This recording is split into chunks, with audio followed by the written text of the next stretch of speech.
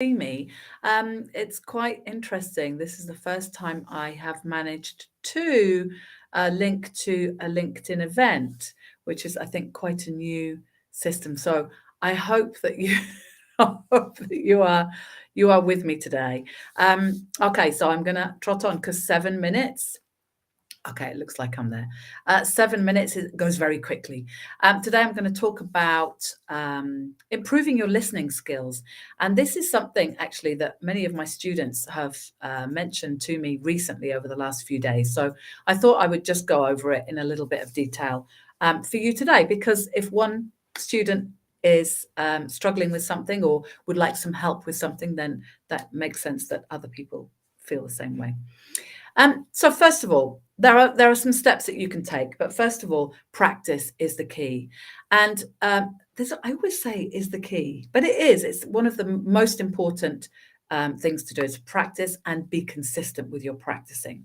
Um, then have a look at your goal. I talk about goals a lot, but what would you like to achieve with your listening? Who do you want to listen to, and what do they talk about?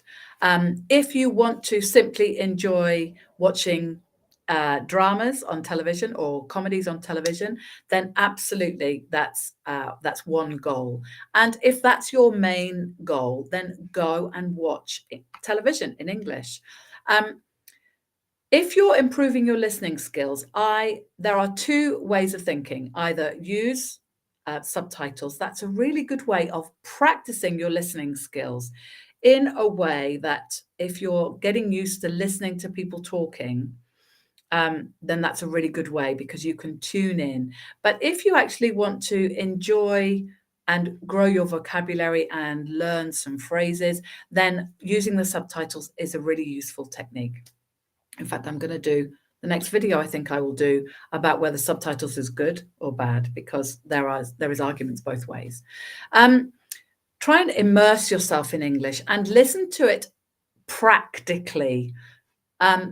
While there is talk that people say, okay, just put the radio on and have it in the background and your English will soak into your brain.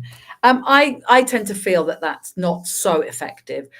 It's more effective if you actively listen, perhaps take notes as you're going along, and then that way you can grow your vocabulary, but also you can check that you can understand what's happening. When you're listening, you need to actually improve your or grow your comprehension of what you're listening to. So there is actually a button if you're listening to audiobooks or podcasts that allows you to slow the listening down, slow the content down.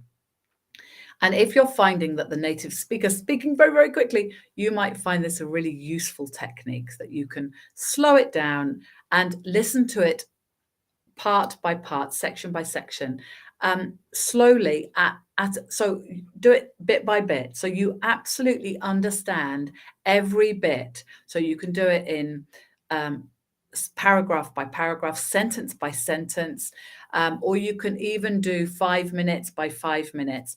But listen to those 5 minutes or listen to that sentence or that paragraph and make a note of the content. Make sure that you understand all the words and phrases that have been used. Move on to the next section and go through the entire podcast or audiobook in this way.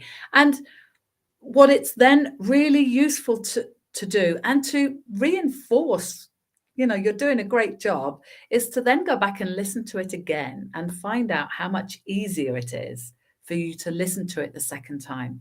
So listen to it once in small chunks, focus on it, and then listen to it again. And if you have to listen to it 4 or 5 times, it really doesn't matter. The most important thing is that you listen and understand.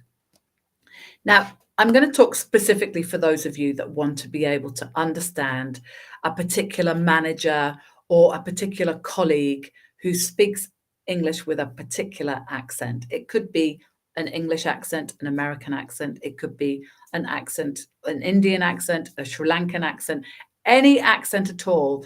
If you want to be able to understand someone specific, listen to people speaking with that accent. Use the same practices, but go and search for people with a similar accent. So if you, for example, if the person concerned is from Mumbai in India, go and find people in Mumbai, not necessarily, you don't have to go to Mumbai, but find people who are speaking English that are from Mumbai.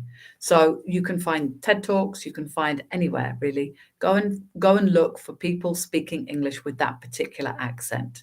Do the same practices, and you will find that it gets easier and easier to understand what people are saying the more you listen.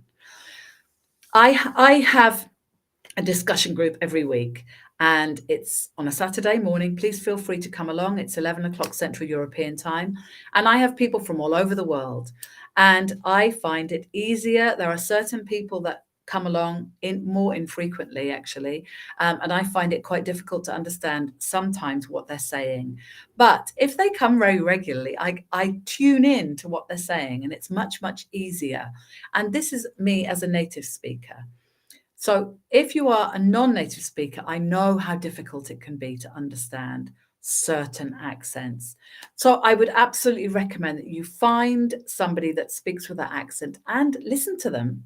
If you can, perhaps if it's a business meeting, you can ask if you can record the meeting for your own benefit. Many people would have no problem with that. And then you can actually listen back and see what they say, see how they say it, and practice your listening.